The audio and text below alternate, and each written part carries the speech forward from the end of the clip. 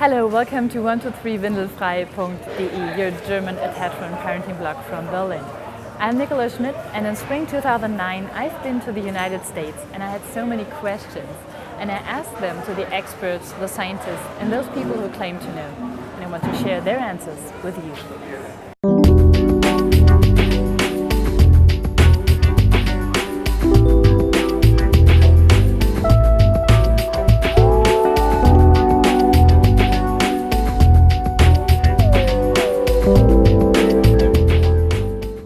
We're today with JamesMcKenna. He's recognized as one of the world's leading experts on mother and baby sleeping. Hi James, thank you for being with us. James, please, what means co-sleeping? Could you just give us a short introduction? Mother-baby co-sleeping is the universal human pattern, first of all. Let me just start out by saying that it's one of the most common and ubiquitous ways in which mothers and babies arrange themselves for sleep. Actually, when one thinks about it, the only way that babies would ever be fed through time would be to have the mothers close in one form or another, because breastfeeding and what we've come to call co-sleeping is practically one and the same kind of behavior. It's a protected niche into which the baby and the mother must fit.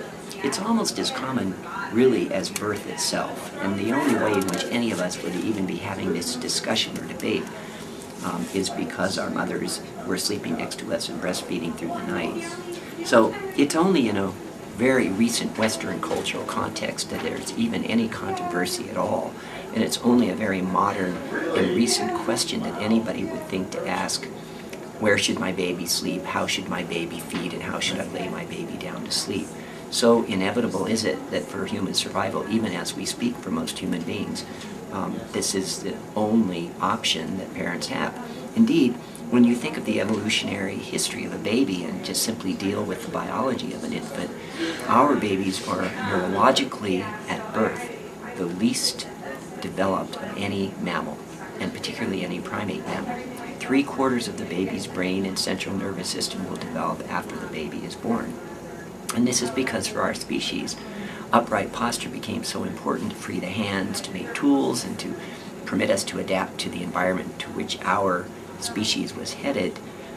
The pelvic system, the opening of the birth canal, was really literally changed and became much smaller relative to the size of a human fetus's head. That is to say, at the very same time that our brains are getting increasingly larger to accommodate tool use and complex cultural behavior, the pelvic system, to accommodate upright posture, was becoming smaller and smaller, that is to say, the birth outlet. The only solution that was open to us was to roll back the age at which this little human primate baby could be safely born.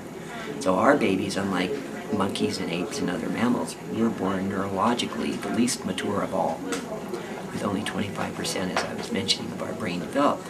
Now that's fine as long as on the other side of life you have essentially an ability for the baby, the fetus, to complete its gestation. And essentially our little neonates and infants are completing their gestation. So the role... For how long? For at least the first 6 months of life at least. And then of course there's a period of dependency. But the point I'm trying to make is that being close to your baby, holding your baby, sleeping next to your baby, breastfeeding frequently your baby isn't just a nice social idea. It's physiological regulation for the baby's body. That's what the baby's system expects to experience, so that its heart rate, its breathing, its body temperature, its hormonal status, its immune system will function efficiently. So it isn't just an interesting innovation that some middle-class white doctor thought that babies should be somewhere other than where their parents are. This was an unfortunate belief system that emerged by virtue of just a few people's ideas about what they thought the relationship should be between a parent and a baby at night. Well, it's completely at odds with what the biology of the infant is all about and what the biology of the mother is all about. That was 123windelfrei.de on tour. More questions? Click it again next week.